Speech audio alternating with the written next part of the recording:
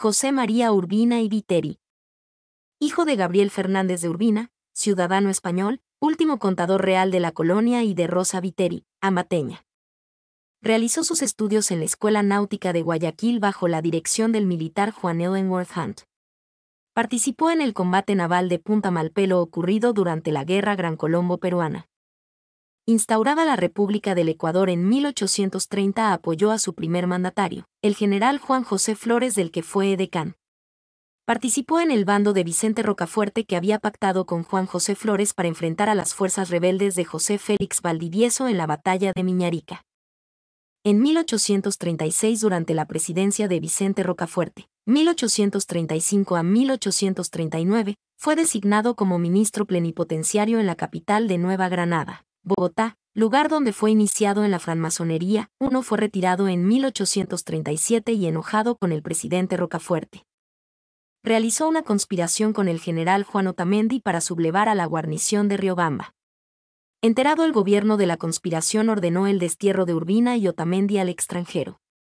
Finalmente pudo regresar a Ecuador en 1839, cuando regresó al poder el general Juan José Flores. Elegido para participar en la Asamblea Constituyente de 1843, votó a favor de la reelección del presidente Flores para un tercer periodo presidencial. El presidente Flores eligió a José María Urbina como gobernador de la provincia de Manabí.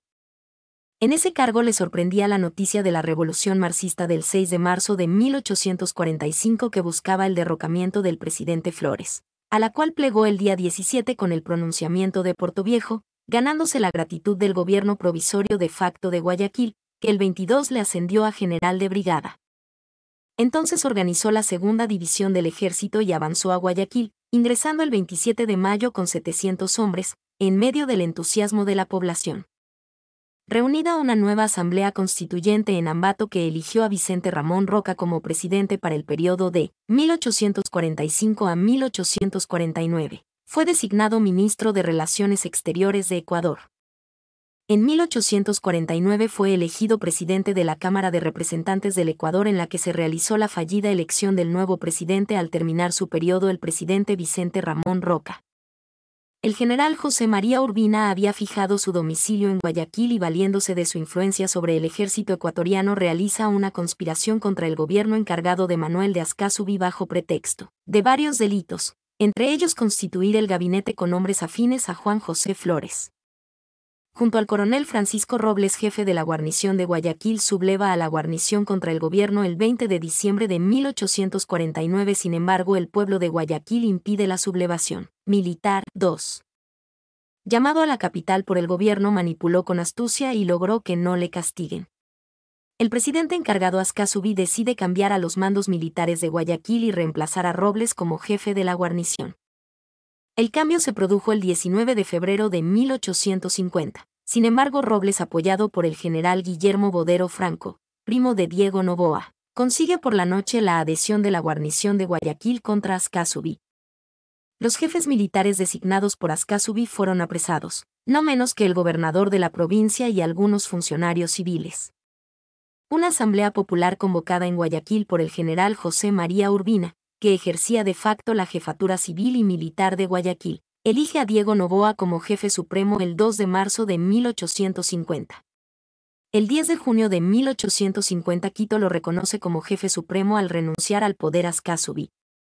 Diego Noboa, elegido como nuevo presidente del país en una nueva asamblea constituyente, ofreció al general Urbina el Ministerio de Guerra y Marina, que fue rechazado. El general José María Urbina, aduciendo que el presidente Diego Noboa había pactado con los floreanos obteniendo para ellos algunos empleos en la administración pública y había comprometido la integridad nacional, preparó un golpe de estado militar valiéndose de su influencia sobre el ejército ecuatoriano. El 17 de julio de 1851 fue proclamado jefe supremo de la República por la guarnición de Guayaquil. El 27 de septiembre de 1851, al ingresar en la capital del país, Quito, su jefatura suprema fue reconocida en toda la República. Durante su gobierno de facto tuvo que combatir una nueva invasión del expresidente Juan José Flores, 1830-1834 /1839-1845, que fue apoyada por el gobierno peruano de José Rufino Echenique y decretó mediante decreto del 25 de julio de 1851 la completa manumisión de los esclavos existentes en el Ecuador. Presidencia Constitucional del Ecuador. Una vez restaurada la paz en el país, el general José María Urbina decretó la convocatoria de una nueva Asamblea Constituyente reunida en Guayaquil para restaurar el orden jurídico en la República.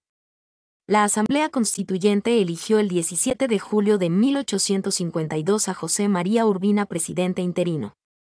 Finalmente, la Asamblea Constituyente promulgó la Sexta Constitución del Ecuador. Sancionada la Constitución, José María Urbina fue elegido presidente constitucional de la República el 6 de septiembre de 1852.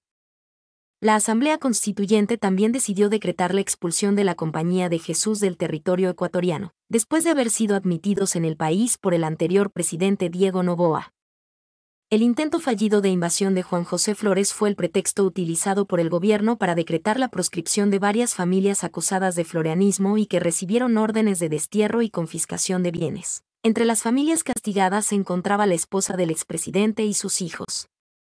El presidente José María Urbina, al decretar la abolición de la esclavitud en el Ecuador, había utilizado a los libertos para conformar una élite de soldados incondicionales a su persona y gobierno. Urbina utilizaba a los tauras como los encargados de intimidar a los opositores a su gobierno y como los encargados de ejecutar los destierros que decretaba. La oposición conservadora al régimen comenzó a criticar al gobierno mediante la prensa escrita. Los periodistas Gabriel García Moreno y Rafael Carvajal recibieron órdenes de destierro por parte del gobierno. Durante su presidencia negoció un tratado de concesiones de guano con los Estados Unidos en las Islas Galápagos. Mediante este convenio supuestamente Urbina alcanzaba un protectorado estadounidense, el cual abarcaba las islas antes mencionadas y los puertos de la costa ecuatoriana.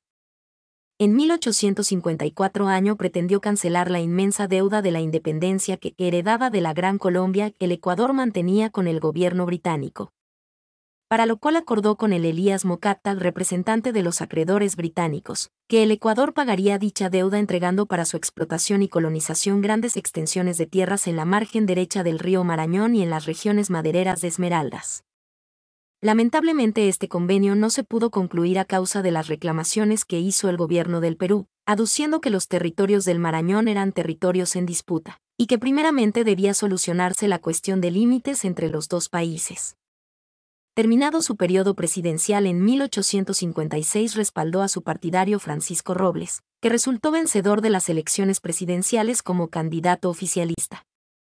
Mi nombre es Demim. Soy tu asistente personal. Mi sitio en internet es demim.es.tl